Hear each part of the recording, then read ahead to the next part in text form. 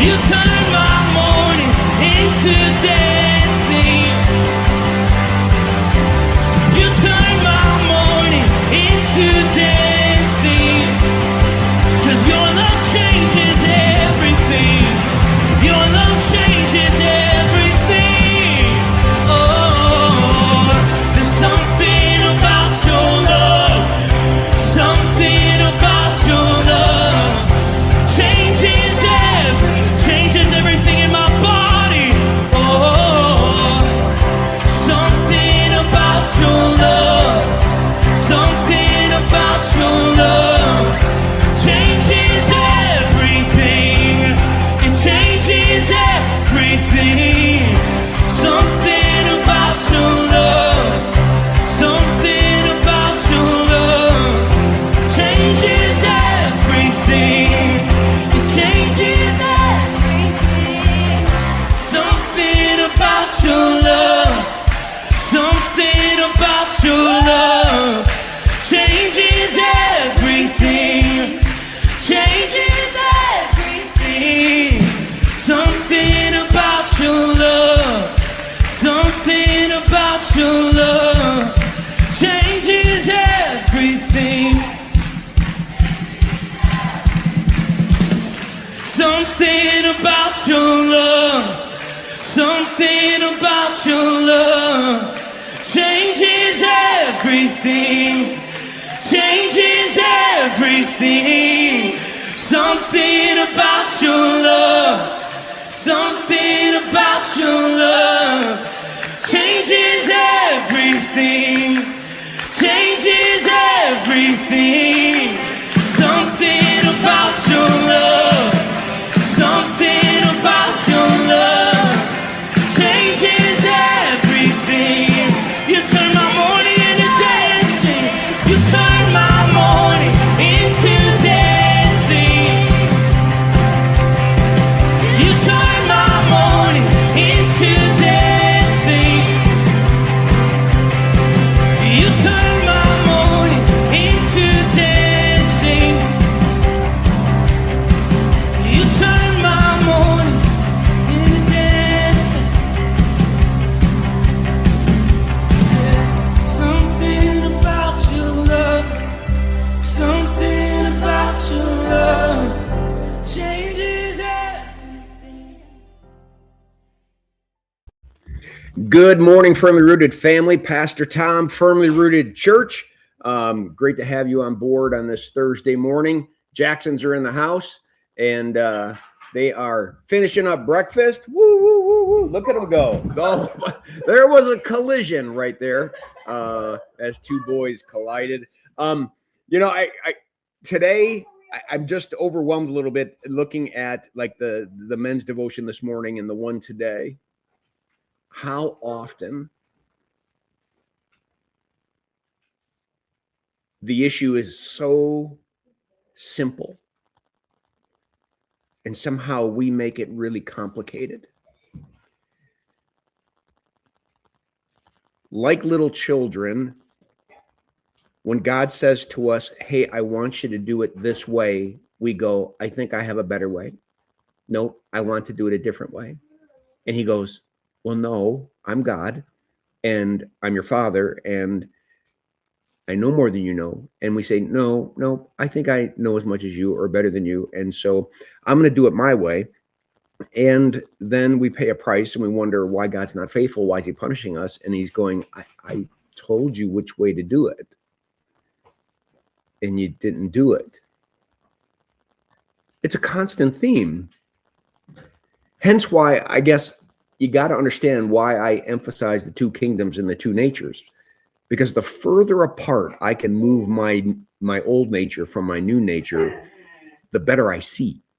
Right? If my old nature and my new nature are all mixed up, then I'm all mixed up. I don't know which one's thinking or which one's talking. I can get confused. But if I separate the two of them, all of a sudden I go, oh, no, I'm not doing that. I'm going to do this, right? This is what James is talking about today and what he talked about yesterday. But before we get into it too deeply, let's say hi to Pat down at Firmly Rooted Greendale, Connie down at Firmly Rooted Greendale, Ken Gooch, good morning, brothers and sisters in arms. Chuck B, good morning. Steve Giroux, good morning. I'm out there on X. Bert Reggiani, good morning. Karen Thompson, good morning. My sister Trish, not on X today. She's on YouTube. Alice, good morning. Sarah, good morning. Your voice sounded and she shouted, Bapa Tom. Emma, I love you. All right. All right. Let me pull the reading up. It's a massive 2 verses that we can look at together.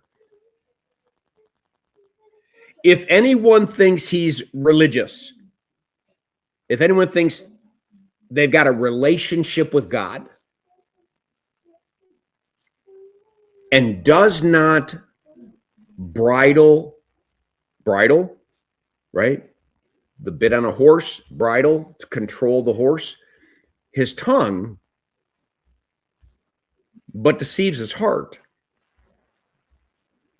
this person's religion is worthless. James is all full of this. In chapter 3, he's going to hit it really hard.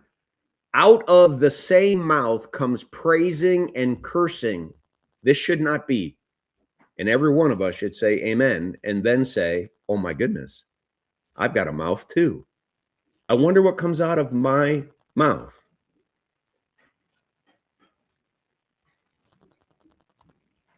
If that tongue is that powerful, and I think it is, it's always been designed to be powerful because God is word.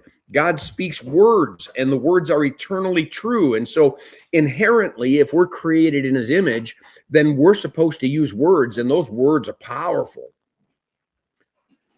But then again, if I don't know which one of my natures is thinking and which one of my nature is speaking, it all can get all convoluted and all messed up. If someone thinks they're religious, if someone thinks they're a Christian and doesn't bridle their tongue, they're deceiving themselves. Yesterday, it was be doers of the word and not hearers who deceive themselves, who delude themselves. What good is it if you just hear me, right? How many of us haven't said to my kid, didn't you just hear me? Yeah. Then why aren't you doing it? The inherent answer is, I don't want to. I want to do what I want to do. Bridling. The need to realize that we've got a nature that needs to be controlled because it by nature is out of control. We have a new nature that lives under control, and we got to give it more life. If anyone thinks they're a Christian and does not bridle his tongue, they deceive themselves. They deceive their own hearts. This person's Christianity is worthless. 27. Religion, Christianity, that is pure and undefiled before God the Father. Whoa, whoa, whoa, is what? Man, we should all be paying attention right now. Religion that is pure and undefiled before God the Father is going to church on Sunday, making sure my kids are in Sunday school, putting money in a plate. I mean, for goodness sake, what does God want from me? Visit orphans and widows in their affliction. Think about those who cannot speak for themselves. Think about those who cannot defend themselves. Think about the least of these. Stop thinking about you and your wants. Find people who are truly in want, like Jesus did, and meet their needs.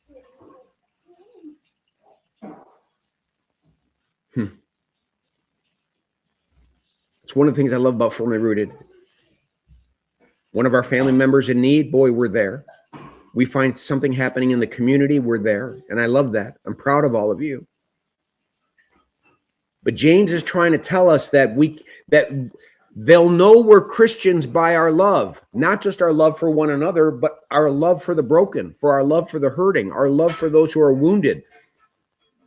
That we're going to become the defenders of people that deserve to be sacred and be seen as sacred, even when the world scoffs them and puts them aside.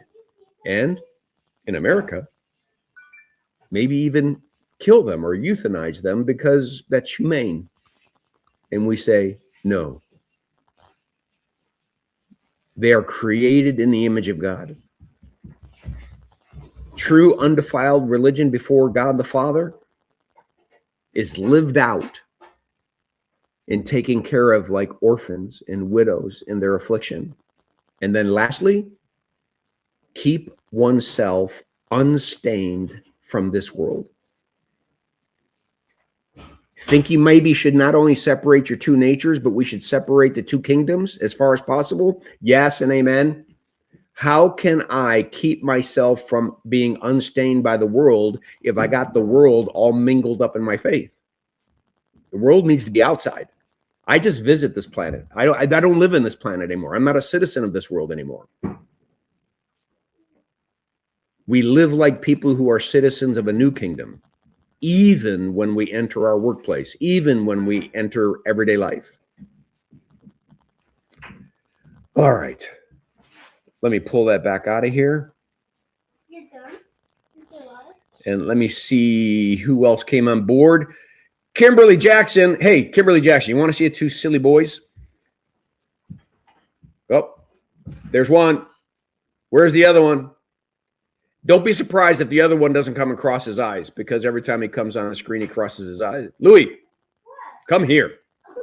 Yes, silly bumpkin. Say hi to Grandma.